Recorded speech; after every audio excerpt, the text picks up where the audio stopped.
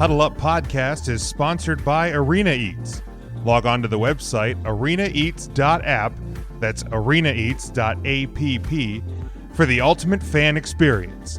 At your favorite sports venue, Arena Eats mobile app, pre-order, express pickup, and in-seat delivery. How do you place your order?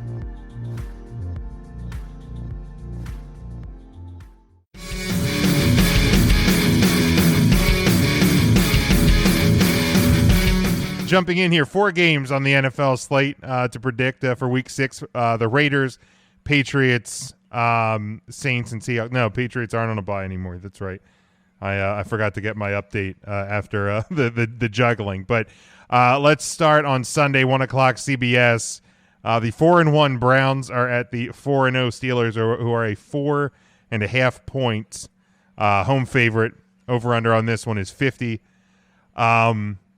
This one should really, I think, be probably the game of the weekend, and I feel like if we were in the flex period, this is a game that could have easily been moved to Sunday night, because obviously the Browns have appeared anyway to finally have figured out how to be a winning football team.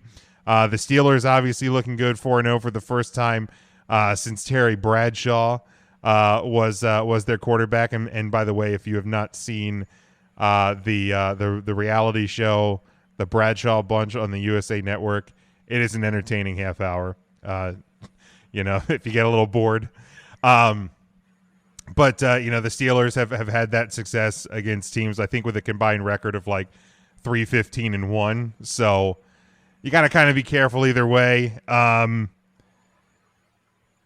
I'm going to take the Browns to cover the 4.5, but I think the Steelers win on the last-second field goal. I will go over, though. I feel like the Steelers with this, with Big Ben's new favorite toy, Chase Claypool, and the Browns' offense moving the ball pretty well. I'll take the over, but the Browns to cover the 4.5. Steelers win by field goal. Sean, I'm going to take. I'm going to go a little bit different. I still don't know whether to buy the Browns. I mean, I picked against them last week. They won again. I thought the Indianapolis defense was going to handle that a lot better. I thought they were, and I still think they played a good game. I think both teams played a pretty competitive display there. But I also wasn't sure what to think of Pittsburgh. Coming off their strange bye and having had kind of a questionable slate of games leading into the Eagles. I thought it was a potential trap game for them, and kind of one of those like, hey, how the heck did we win that one? Turns out no. I do think they kind of let the Eagles show that they are vulnerable in spots. You kind of had a practice squad finding holes in the defense there for a while. Fulgham, 10 catches, 150 yards and a score. So ridiculous. Also, he was a candidate for fantasy irrelevant touchdown of the week. Ridiculous. Didn't win, though. We'll get to it later. Anyway, but I'm going to take Pittsburgh. I think Pittsburgh is more real than Cleveland is. So I'm going to take Pittsburgh to cover. I'm also going to take the over just like you. I think both offenses are just good enough, and the defenses are good enough that if a big play is made, it could result in 6 anyway. So I'm going to take the over in Pittsburgh. All right, very good. Dave. Yes, I'm going to go Cleveland straight up here, beating Pittsburgh. Cleveland is for real this year. They have tweaked the offense finally to cater what Baker Mayfield does well, which is not very much, but he still does enough well to get by a couple of the games here, and there's enough offensive talent there. Plus, I think that he's going to be able to keep it short and get the ball in the wide receiver's hands who can make the plays. The other piece on the flip side of the ball, I think Myles Garrett is just absolutely going to on a freaking unbelievable tear right now, and he's just going to eat all game in the backfield there and really disrupt anything that Ben tries to do. I think Steelers' weakness is on their offensive line. I think that Cleveland's really going to be able to exploit that, which is going to put them under a ton of pressure. And I think that you're going to see I don't want to call it a defensive battle, but I think it's going to be some more long and monotonous drives with the clock running and versus your incompletion. So this game, I think, leans towards the under as well. So I'm gonna go Browns straight up and the under. And I think this Browns team is for real. I thought they were for real for a couple weeks. So maybe I'm still crazy, but you are. We're on the pile of shit. Also, I thought the Browns were going to be real for a couple of years. wrong every So time. did Cleveland. So I quit. I quit. When you hop off the train, it's time to get on the train. I guess so. Sir. When everyone hops off the train. Also, if you want to get really drunk on Sunday, take a shot every time they talk about Myles Garrett using his helmet as a weapon last year against Mason Rudolph. 2 shots if they show the clip. Yeah. It'll be a quick and easy drunk. It'll be a quick death. Go You're going to make it to opening kickoff. Just an update from that Tuesday night game. We had an interception by the Tennessee Titans inside the 15. Looked like the Bills were going to hold them to a field goal to keep it within 2 touchdowns, but in Buffalo fashion, roughed the passer, 1st and goal, and Jonnu Smith with the touchdown reception. Your score. Thing sucks. So your score currently 28-10 28 as we approach the end of the 3rd quarter. Sweating this damn Here's- under, no fun. Here's another ridiculous Le'Veon Bell stat. March 2019, the Jets signed Le'Veon Bell to a $52 million deal. Of course, tonight they release him. Le'Veon Bell's totals as a Jet: 4 total touchdowns, 863 rushing yards, 28 million. What was his total salary? 52 million. And 4 touchdowns? 4 touchdowns.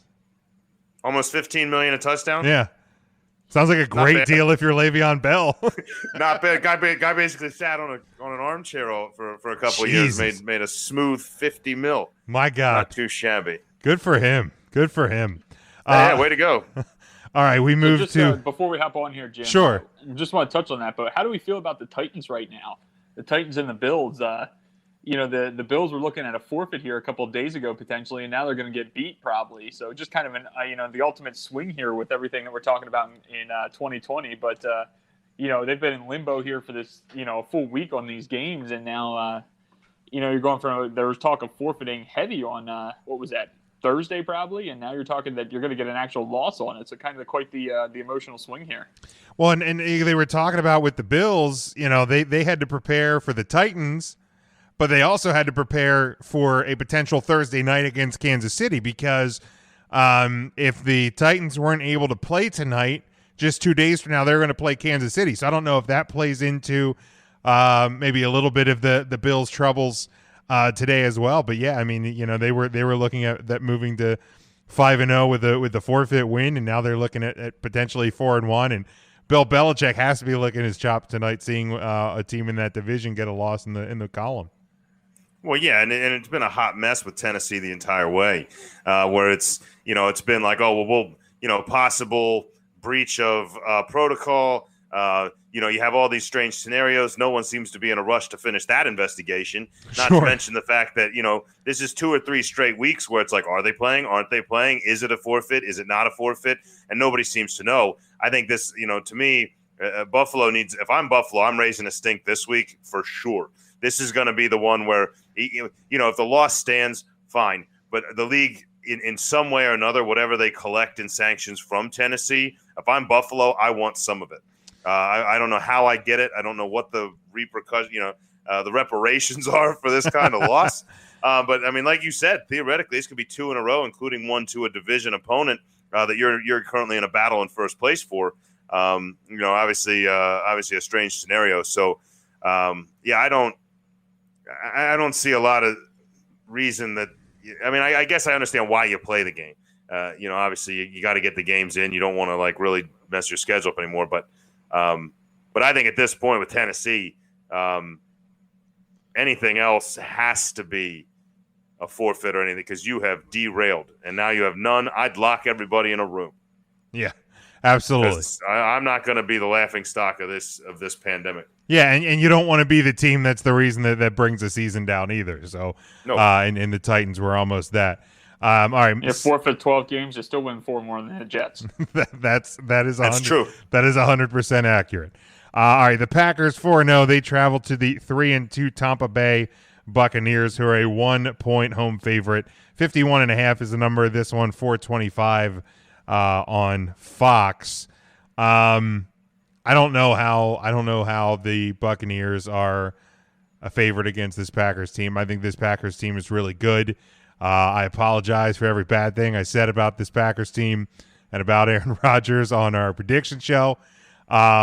So I am taking the Packers to both obviously win outright and beat the spread on this one. I'm taking the over, and you can go ahead and lock this one up. You better lock it up. You better lock it up. No, you lock it up. You lock it up. Lock it up. Lock it up. Sean, we go to you. I'm down here in the Tampa Bay. I get a lot of coverage on the Buccaneers, and I have the inside track. And let me tell you, nobody knows what to think. Like, that's the one thing I've learned. From all the different angles I've heard, everything else, nobody really knows. You got half of them in complete panic. Like, we spent all this money, nobody can do anything. We're committing too many penalties. We have the other half of like, just calm down. It's a Bruce Arians off. It's basically everything you hear in the Northeast is just down here. It's almost like all these sportscasters used to live up there. But anyway, they must have. Otherwise, you would have never picked that career. Anyway, but look, Tampa Bay should be fine. I think that everybody had the book a little high on the NFC South as far as the total number of wins you're going to need to win it. I think my current favorite to win it, I think the way I'm seeing things shake out is probably Carolina, just because they've shown me they're a lot better than I thought they were going to be. And I know it'd be a smack in the face of Big Jim over there, who said they were going to be awful, even with Christian McCaffrey struggling to win a couple games. They're 3-0 without him. He's due back in a couple of weeks. He's a bum. And that defense is playing great. But back to Tampa, they're going to put on a pretty good performance here, I think, offensively. But there's going to be some mistakes to go with it. And I think Green Bay is going to capitalize on that. They've had an extra week to prepare for this thing. So I'm going to agree with Jim's lock on the Green Bay side of things. And I'm going to take the over because I think both offenses are going to come to play. So you're locking it up?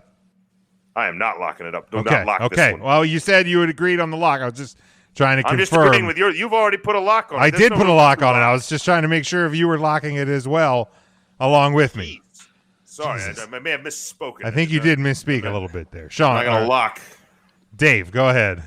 Well, it seems like this is one of those games that you feel like it's too easy to bet the Packers, and that the Packers should have a cakewalk in this one. And it seems like an ultimate buy low, sell high spot type of thing. That the Packers are undefeated coming in here, and Tampa is at the bottom of the barrel. No one wants to touch them right now. So based on that pure logic, I'm taking Tampa. They have a little bit. I'd say that they have extra rest coming off the Thursday night game, but they don't because of this whole scheduling snafu type of thing. Taking the Bucks here, I think Brady and the offense is about ready to break out. They've shown bits and pieces of it, but as long as Brady remembers when it's 3rd down and 4th down, I think we'll be okay to get by the Packers. And since I'm taking the Bucks, I'm going to keep it in true fashion here and take the under since you Stooges went on the over.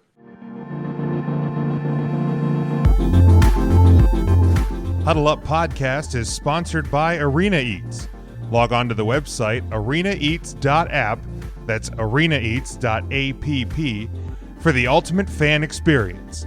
At your favorite sports venue, Arena Eats mobile app, pre-order, express pickup, and in-seat delivery. How do you place your order? All right, then we go to the 2 Monday night games. The Chiefs 4-1. They are a 3.5-point road favorite at the either 5-0 Buffalo Bills or it looks like the 4-1 Buffalo Bills. 55 is the over/under on this one. This one starts at 5:00 on Fox. The Chiefs obviously coming off a loss to the Raiders on Sunday, a little bit of a surprise there. The Chiefs have not looked great through the first 5 games this year. I think that loss kind of caught up to them a little bit. The Bills, it appears if this score holds, will probably be coming off of a loss. So you have 2 teams looking to get up off the mat, and just based off recent history, if I'm going with a team that can right the ship a little bit better, I'm going to go with Andy Reid. I'm going to go with Patrick Mahomes, and I'm going to go with the Kansas City Chiefs to win and cover the 3.5. And I think I'm also going to take the over on this one. If the Tennessee Titans can score 28 on these Buffalo Bills, I like the Chiefs to do a little bit more. I think that that Buffalo will be able to get back and move the ball a little bit against the Chiefs like the Raiders did. So I kind of like a shootout. So I'll take Chiefs plus and the over in this one. Sean. Yeah, what'd you say that over-under number is? I have 55. Okay.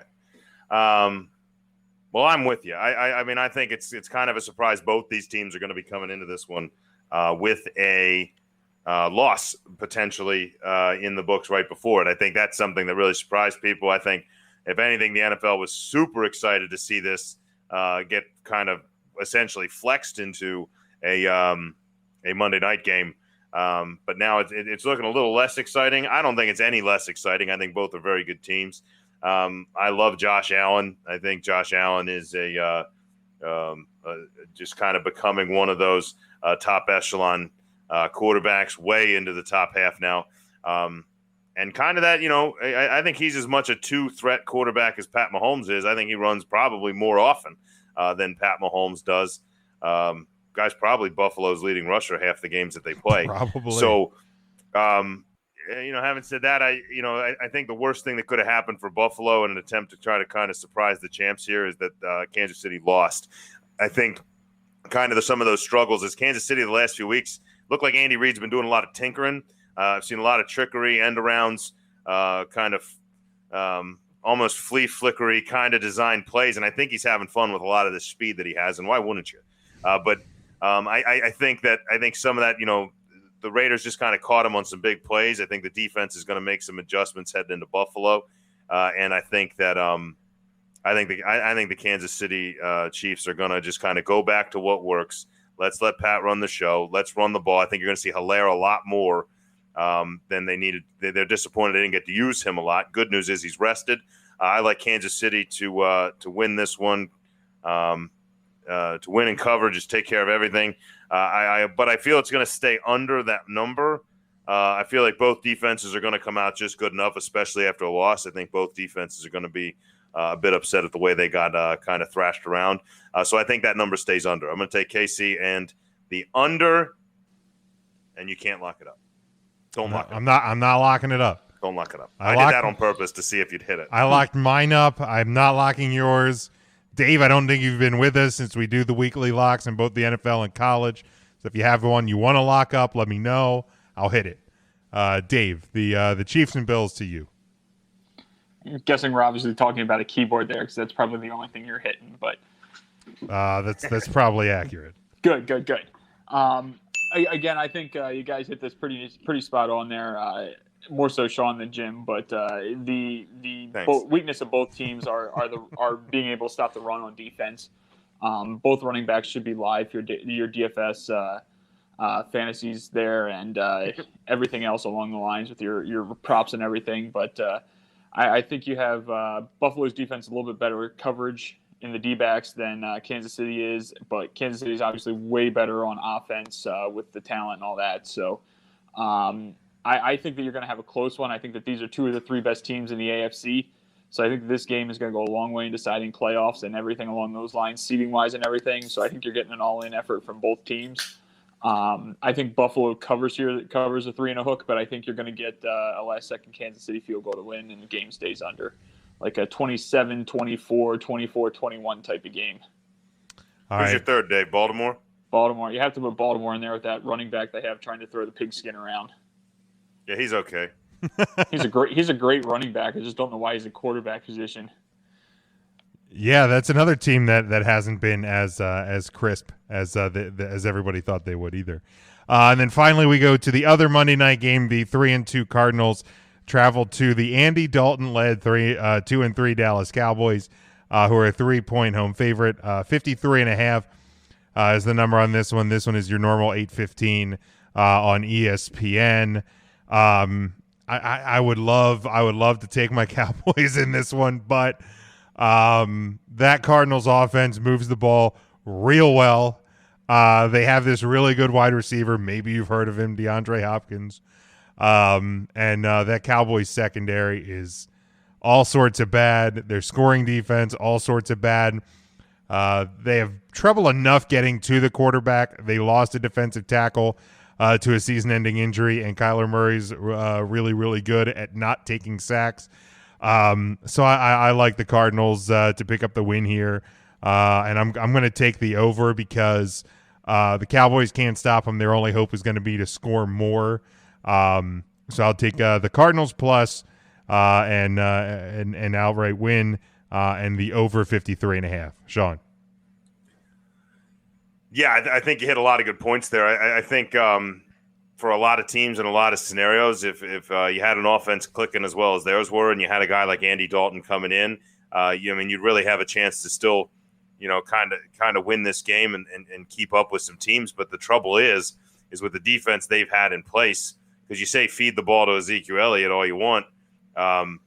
If that defense plays anything like it has been playing, there comes a point where you can't feed a running back. Yeah. Unless your hope is to slow the bleeding. Like, that's really the only thing you're doing there. So I'm with you on the Cardinals. I think Kyler Murray, coming into this year, I was real high on him. I don't know how high I was on the Cardinals as a record, but that defense has played better than I thought they would. Keep in mind, I'm still going to cut the Cardinals defense in fantasy because, like you said, I think points are going to be kind of flying off both ways. 55 is a tricky number with the Dalton switch. I think if Dak's still the quarterback here, this number is about 8-9 points higher. I think they were going to try to push you Big into 12 the 60s. numbers. It's a weird number because I think Dalton's not afraid to throw downfield. And it's the best talent that he's ever played with. God, this is by far. And I think they may have snuck that number down due to Dalton, and because of that, I'm going to go with you on the over. I'm going to take both picks right with you. I think that they're banking on Dalton not doing much, and I think he's going to surprise some people, but it's not going to be enough. All right, very good, Dave. Man, this is great. I love picking the Cowboys when Jim does it because it just makes that so much sweeter when they lose by 1 point but still cover, so Dave gets paid and Jim's miserable. Well, I'll never do it. Why not? Never. I don't care who Dallas is playing. I won't pick them. That's fine. I'm all about the. I'll take the L. I'll take the L before I. Side note: the hey man, I'll gladly be wrong. So Dave's happy. I'll gladly be wrong if the Cowboys beat the Cardinals. I will be wrong every day about it. I never said that they were winning. I just said that they were going to cover, so I get paid. So just statistical difference there of importance, but. I think that the Cowboys are the right side here. I think they're getting 2.5. That number is going to get to 3 by the time it kicks off. Everyone's going to play the Cardinals. No one wants to take a piece of Dallas. So if you like Dallas here, wait, you're going to get your field goal at some point. I think there's too much offensive talent, regardless. The drop off from Dak to Andy Dalton is not that significant. I mean, you're not talking that it's a touchdown drop off or anything. And I mean, to take this game to Arizona. If you kind of flip it in reverse, you're telling me that Arizona should be 10-point favorites over Dallas. Rough numbers, obviously, but 8 to 10-point favorites over Dallas and Arizona. That's crazy. I mean, this Arizona team lost to Carolina. We'll just leave it at that. That this Arizona team, I mean, maybe this game should be a pick, but you're getting a couple extra points here because of the injury. So I'm taking Dallas without a doubt here. Just since Jim didn't pick them, I'll pick them straight up, but no lock or anything along those lines. But I also am going to go with the under here. I think that in order for Dallas to be successful here, that they're going to have to be really conservative, which means you're going to have a lot of short dink and dunk type passes and things along those lines just to get Dalton in some type of rhythm. I think that's going to play into an under and a slower speed. I also think Arizona is going to run the ball a little bit more too. They're going to be able to exploit the Dallas D line and get some success there. So I think that you're going to have. I think you're going to have this game tend to go towards the under, and it seems like that total is awful low with how many points Dallas has scored and allowed. So generally Vegas knows something. So this is probably like a 42-10 Dallas blowout that just makes absolutely no sense, and everyone's mind just explodes on it. But no one wants to see that, so we won't let that happen. I mean, James, just for the record, because Dave went the exact opposite of my picks, and I know he's going to be wrong, you can put a lock on my picks. You better lock it up. You better lock it up. No, you lock it up. You lock it up. Lock it up. Lock it up. There we go. Sean locked it up.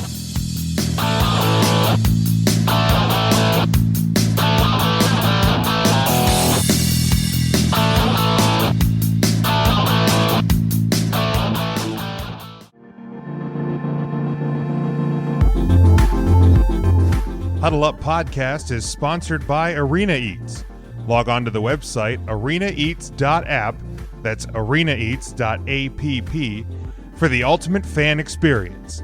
At your favorite sports venue, Arena Eats mobile app, pre-order, express pickup, and in-seat delivery. How do you place your order?